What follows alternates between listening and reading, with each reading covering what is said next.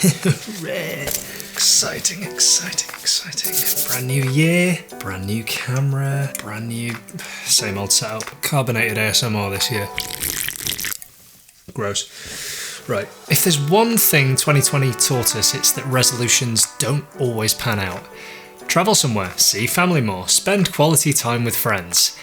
Yeah, nah. I'd love to say we can get stuck into that kind of stuff this year, but after last year and how this year has started, all bets are off.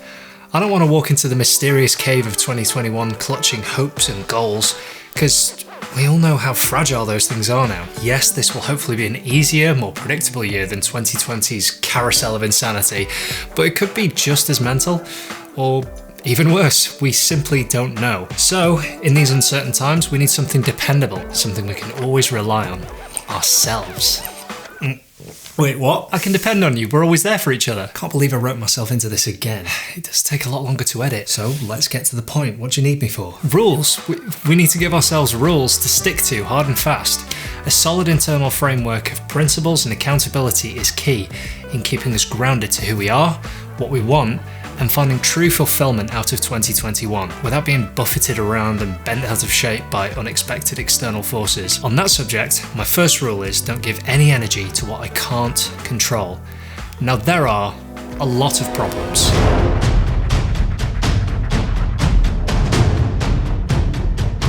Just to name a few, but trying to grasp the big picture of all, let alone any one of these issues, doesn't solve them, it doesn't change anything. Wait, so you're saying just focus on yourself? Don't try to affect change? It's pretty selfish. Selfish? Selfish would be hoarding more wealth than I could realistically ever spend. Or not properly paying those who keep the country running on a fundamental level. Or gaming the system to avoid paying tax. Thereby pushing capitalism to its logical conclusion and instigating societal collapse. We're losing him. See, we can even describe all the problems and set the world to rights, but all the exhausting debates and conversations and arguments on Twitter and Facebook aren't going to fix anything. It's just wasted energy. So what can we do? Exactly. What can I do that will make a positive difference around me? Instead of expending my life on just being aware of and anxious about the world in general, I'm going to use that time and energy to change things internally, personally, and locally. That sounds like a decent rule, actually. Alright then, rule 2. What can I change this week? I've been keeping a diary for a few years now, highly recommend it. And every Sunday is a time to reflect on the past week. Observations, feelings, how I can step into the next week with my best foot forward. So now, I'm going to ask myself every Sunday what I can do to change my life, or the lives of those around me, in a positive way. But it doesn't have to be a big change all the time. Maybe it's just reaching out to a friend I haven't spoken to in a while. Maybe it's clearing out the attic, or giving blood, donating clothes, shopping somewhere new in my hometown. I don't know, this is a pretty flexible one, but it's 52 chances in a year to consciously create positive change. If we all did that, then the ripple effect would become seismic, leading to bigger and better changes outside our sphere of influence. Ooh, and we'll feel good about ourselves as well. I mean, yeah. In fact...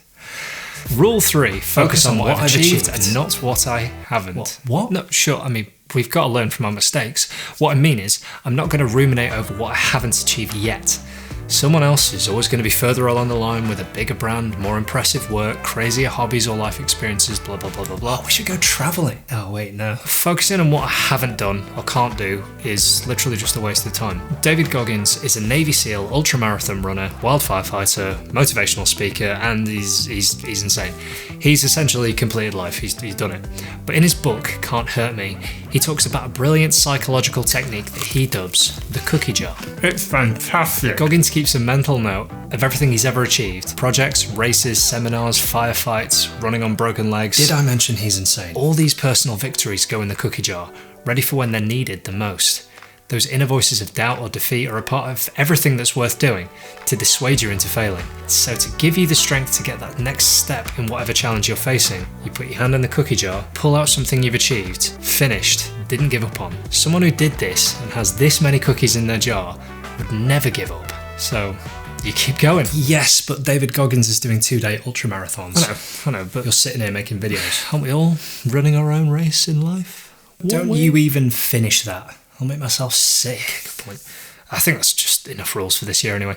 So, stop wasting energy on things I can't control, ask myself what I can change every week, focus on what I have achieved, not what I haven't.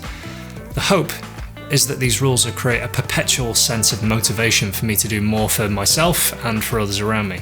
Then, completing big projects like an office conversion or an album, spoilers, might just be the fantastic result of a proactive mindset. And with that, if you made it all the way through the video, then sincerely, I thank you very much for your time. I'm probably going to be doing quite a few more of these types of videos because new camera, want to use it as much as possible. Yeah, if you got any questions you want to ask or any kind of topics you want me to discuss, then drop them in the comments below.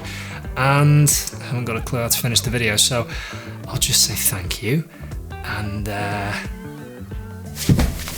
why are you leaving me with that? He's so bad at endings.